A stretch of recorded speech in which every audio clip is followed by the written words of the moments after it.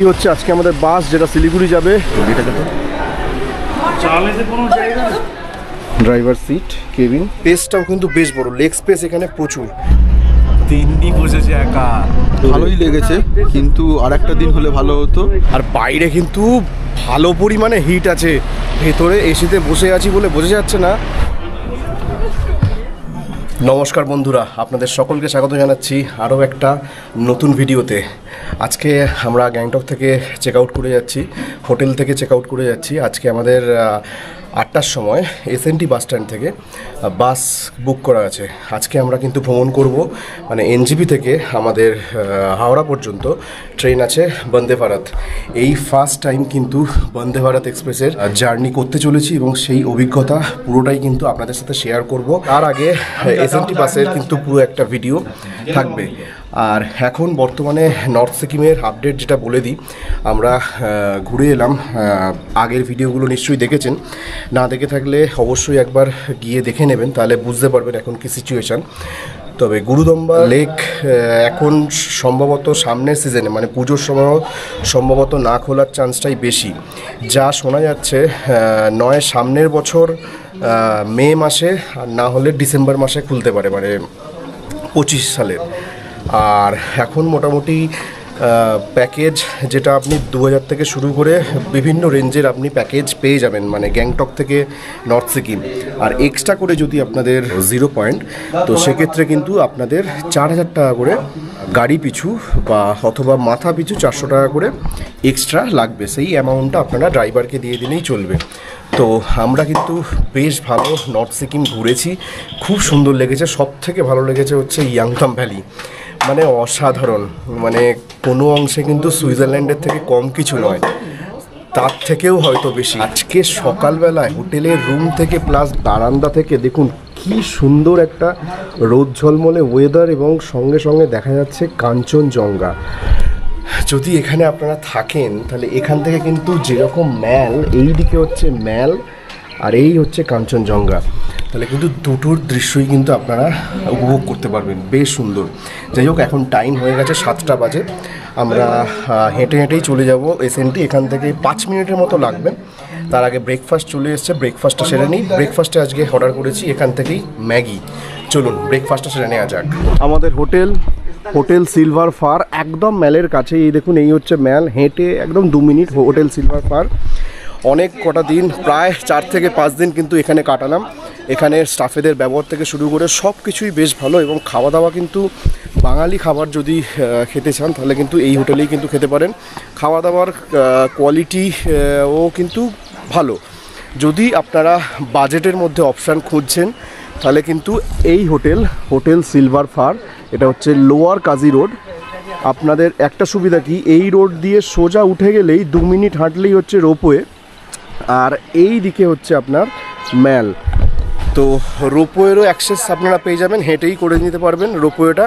আর সামনেই ম্যাল, যখন তখন কিন্তু চাইলেই কিন্তু আপনারা ম্যালে চলে যেতে পারবেন। তোদিন কিন্তু কাঞ্চনজঙ্ঘার দেখা পাইনি, বাট লাস্ট 2 দিন কিন্তু বেশ ভালো করে কিন্তু কাঞ্চনজঙ্ঘার দেখা পেলাম, এখনও বেশ স্পষ্ট দেখা যাচ্ছে।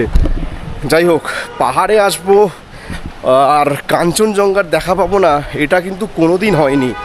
যতবারই এসেছি অন্তত একটা দিন অন্তত কাঞ্চনজঙ্ঘার দেখা পেয়েছি, এবারেও ঠিক তাই হলো। তবে কাল রাতে এই ম্যাল পুরো গিজগিজ করছিল মানুষের ভর্তি ভিড়ে, বাট এই সকালবেলা ম্যাল এত সুন্দর শান্ত, যে একটা হাওয়া দিচ্ছে, পুরো শান্ত, পাখির ডাক শোনা যাচ্ছে, বেশ ভালো লাগছে। সকালের ম্যাল আর রাতের ম্যাল আকাশ পাতাল তফাৎ। এই ম্যালের দুপাশেও কিন্তু অনেক হোটেল আছে, এই হোটেল থেকে শুরু করে এই দিকে হোটেল, বহু হোটেল কিন্তু আপনারা এই এমজি মার্গের উপরে পেয়ে যাবেন।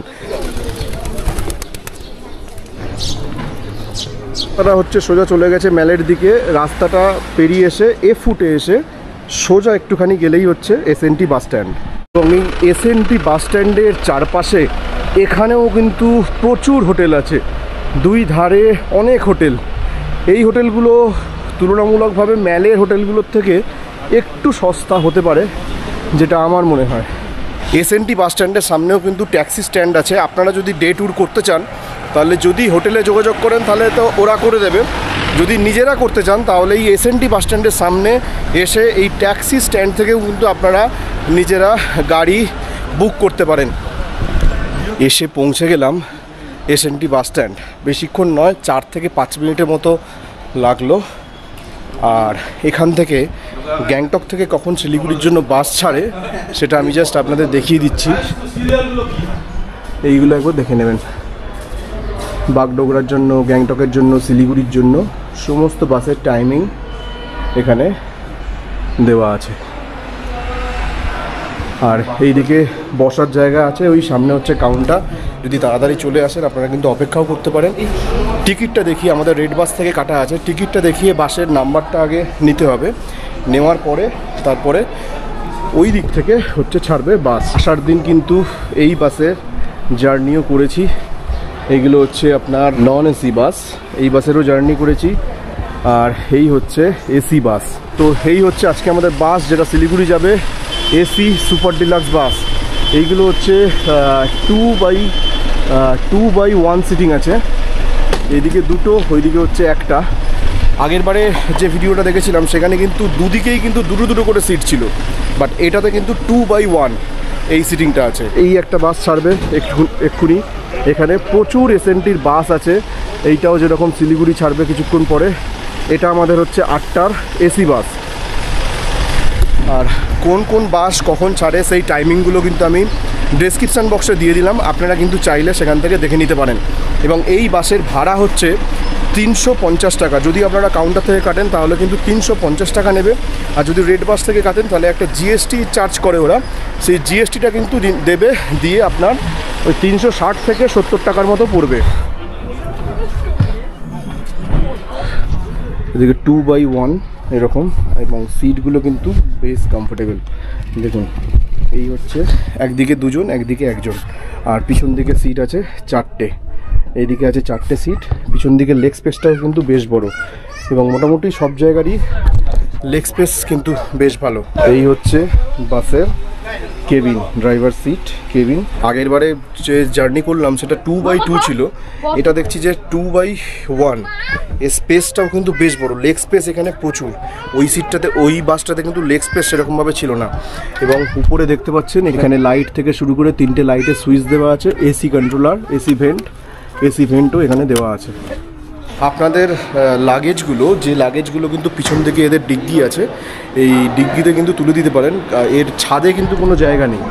ছাদটায় আগের যেটা গেছিলাম সব ছাদে তুলেছিল, বৃষ্টিতে মানে জিনিসপত্র, ব্যাগ ট্যাগ যতই চাপা দেওয়া থাকুক সমস্ত কিছু ভিজে গেছিলো। বাট এটা কিন্তু খুব সেফ। এইটা যেটা ঢোকাচ্ছে এটা কিন্তু সেফ। সিটের পিছনে কিন্তু এখানে বোতল হোল্ডার আছে, এইদিকে একটা কিছু রাখার জায়গা আছে, এখানে একটা হুকও আছে যেটাতে আপনারা এই ছাতা টাতাগুলো টাঙিয়ে রাখতে পারবেন। বেশ ভালো। এখানে এরকম রাখার জায়গা আছে, এখানে হ্যান্ড রেস্ট আছে যেটা ধরে কিন্তু আপনারা বসতে পারবেন। এবং লেগ স্পেসটা দেখুন, লেগ স্পেসটা কিন্তু অনেকটা, এবং এখানে কিন্তু পা রাখারও একটা বেশ ভালো জায়গা আছে, পা রাখার একটা রেস্ট আছে। যাই হোক, জগন্নাথ দেবের নাম নিয়ে শুরু করা যাক আমাদের আজকে যাত্রা এসএনটি বাস স্ট্যান্ড, গ্যাংটক থেকে এসএনটি বাস স্ট্যান্ড শিলিগুড়ি পর্যন্ত। জয় জগন্নাথ।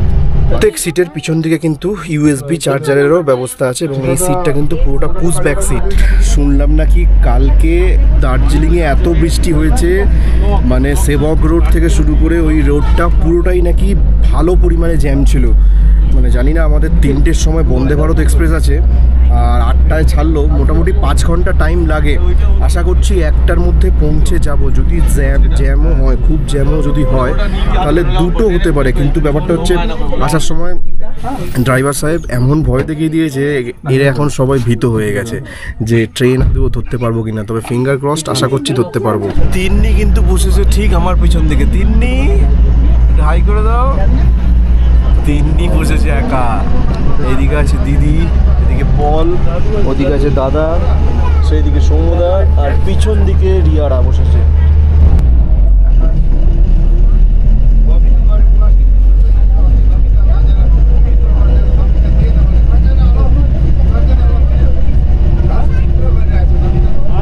তো চলুন এবার আমাদের যে টিম মেম্বার আছে সেই টিম মেম্বারের থেকে জেনে নেওয়া যাক যে প্রত্যেকের 5 দিনের যে গ্যাংটক ট্যুর কীরকম লাগলো, কারা কীরকমভাবে মজা করলো সেটা জেনে নেওয়া যাক। তোমার কেমন লেগেছে? আমার খুব ভালো লেগেছে। আর এখন 5 দিনের ট্যুরটা আমার খুবই ভালো লেগেছে। বরফ দেখেছো? হ্যাঁ, আমি বরফও দেখেছি। এখন আর বাড়ি কাঞ্চনজঙ্ঘা? হ্যাঁ দেখেছি। আর এখন আমি যখন বাড়ি যাচ্ছি মনে হচ্ছে যে আরো কদিন থেকে যাই। খুবই সুন্দর লেগেছে। ওই যে 12 ঘন্টার জার্নিটা ছিল 0 পয়েন্টের, ওটা খুব মারাত্মক ছিল। ভালো লেগেছে 5 দিনের গ্যাংটক ট্যুর। আর বরফ পেয়ে তো আরো ভালো, পুরো মুগ্ধ। দারুণ, সবাই একসঙ্গে যেখানেই যাওয়া হয় এনজয়টা বেশি হয়। লেগেছে, কিন্তু আর একটা দিন হলে ভালো হতো। একটু মন খারাপ নিয়ে যাচ্ছি, কিন্তু পরের বার আবার আসবো পুরোটা এক্সপ্লোর করতে। ঠিক আছে, ভালোই লেগেছে, খুব ভালো। সবচেয়ে বেশি ভালো লেগেছে বরফ আর মেলে ঘোরা। আপনার দেওরালি ট্যাক্সি স্ট্যান্ড, এখান থেকে কিন্তু যাওয়ার জন্য বাস পেয়ে যাবেন, ট্যাক্সিও পেয়ে যাবেন।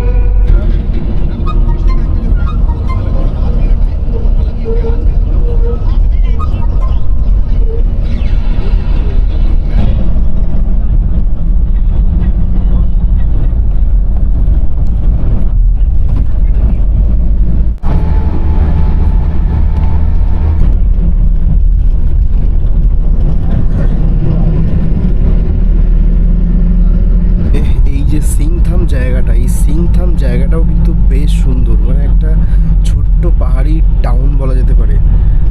এই সিংথাম থেকে এনজেপির দূরত্ব আর 100 কিলোমিটার। একটা ক্রিকেট গ্রাউন্ড, সিকিমের ক্রিকেট গ্রাউন্ড,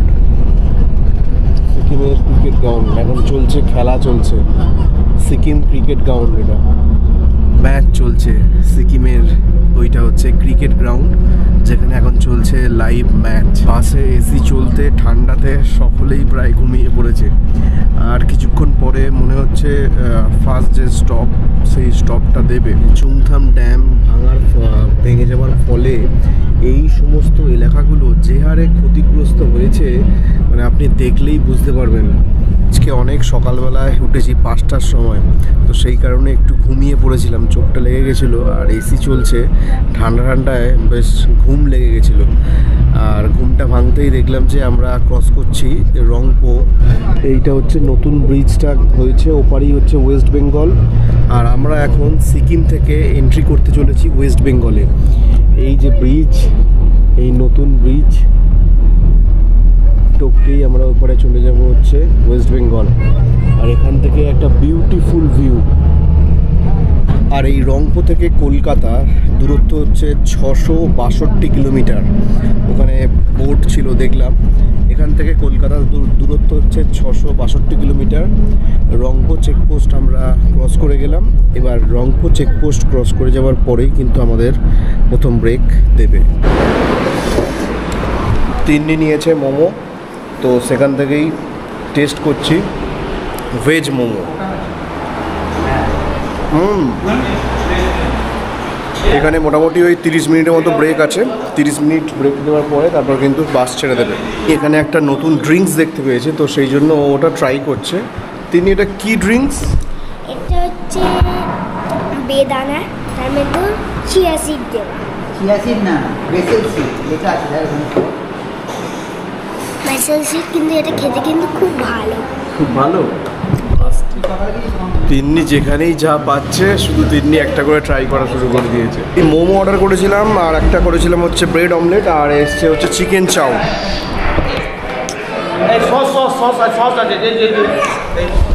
সেই সকালবেলায় তো ওই ম্যাগি খেয়ে বেরিয়েছিলাম, তাই এখানে একটু হালকা ফুলকা কিছু খেয়ে নিচ্ছি, কারণ বন্দে ভারতে তো লাঞ্চ দেবে না।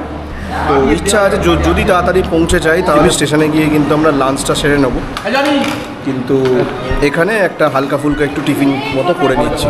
সবাই এখন মানে এইরকম হোমড়ে পড়েছে। 1 প্লেট চাউ এসছে, সবাই এইভাবে যে যেমন পাচ্ছে নিয়ে নিয়েছে, নিয়ে খাওয়া শুরু করেছে। আমিও ডিম আছে দেখো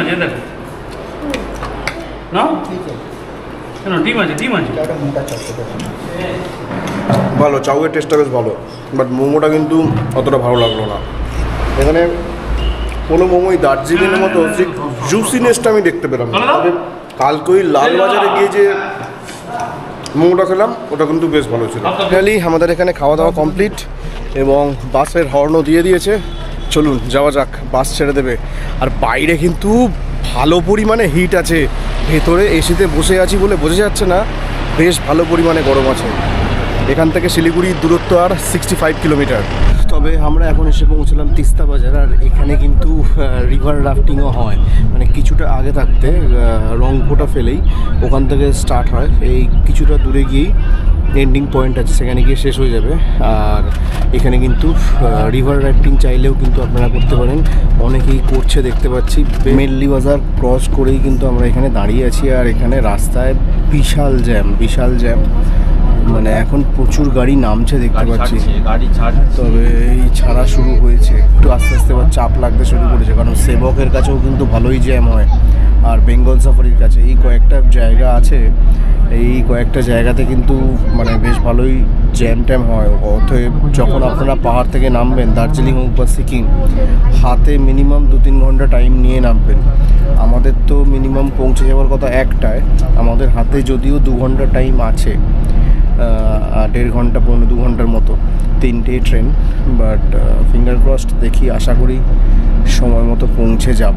ফাইনালি আমরা এখন বেরোচ্ছি হচ্ছে সেবকের এখানে যে পরিমাণে জ্যাম, মানে গাড়ির লাইন পুরো পড়ে আছে, এই দিক থেকে শুরু করে সেই দিক অবধি পুরো প্রচণ্ড পরিমাণে গাড়ির লাইন। এখানে আধ ঘন্টার মতো কিন্তু আমরা দাঁড়িয়েছিলাম, এই সব আবার গাড়ি ছাড়লো। জাস্ট দেখুন কত গাড়ি।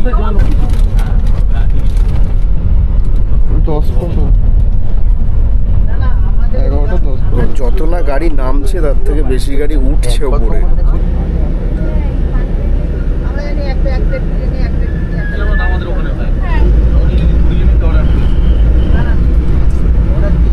এখন ক্রস করলাম সেবক স্টেশন। আর এই সেবকের ব্রিজটা দূর থেকে, রেলের যে ব্রিজটা দূর থেকে অসাধারণ লাগছে, কি সুন্দর। এই সেবক থেকেই কিন্তু শুরু হচ্ছে সেবক রংপুর যে রেল প্রজেক্ট, সেটা কিন্তু এখান থেকেই চালু হবে।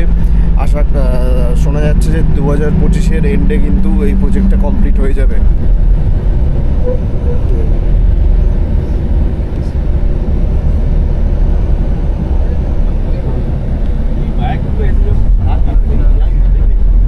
বেঙ্গল সাফারির সামনে দিয়ে এখন পাস করছি।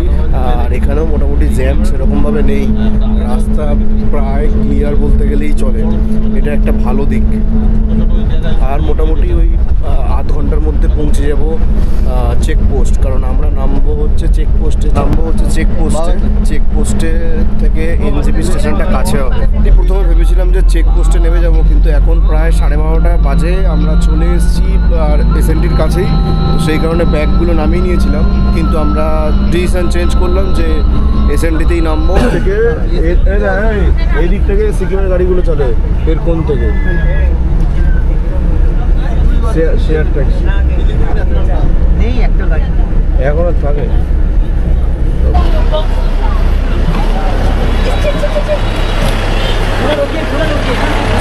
ফাইনালি আমরা এসে পৌঁছালাম, এখন বাজে 1:20, এসে পৌঁছালাম এসএনটি বাস স্ট্যান্ড। হাতে মোটামুটি 1.5 ঘন্টার মতো টাইম আছে। আমরা এখান থেকে টোটো ধরবো, টোটো করে বেরিয়ে যাব হচ্ছে আমাদের এনজেপি স্টেশন। তো আপনারা কিন্তু চাইলে, এদের কিন্তু এসএনটির ক্যান্টিনও আছে, এসএনটির ক্যান্টিনে কিন্তু চাইলে একটু ফ্রেশ ট্রেশ হয়ে রিফ্রেশমেন্ট সমস্ত কিছু, বা লাঞ্চ যদি করতে চান লাঞ্চেরও এখানে ব্যবস্থা আছে, লাঞ্চও করে নিতে পারেন। ভিডিওটাকে এখানেই শেষ করছি। ভিডিওটা ভালো লাগলে অবশ্যই লাইক, কমেন্ট, শেয়ার আর চ্যানেলটাকে সাবস্ক্রাইব করতে ভুলবেন না। সঙ্গে থাকুন, দেখতে থাকুন, দ্য জার্নি বিগিনস। যাত্রা চলবে। এর পরের ভিডিওটা কিন্তু এক্সাইটিং ভিডিও হতে চলেছে বন্দে ভারতের, দেখতে ভুলবেন না।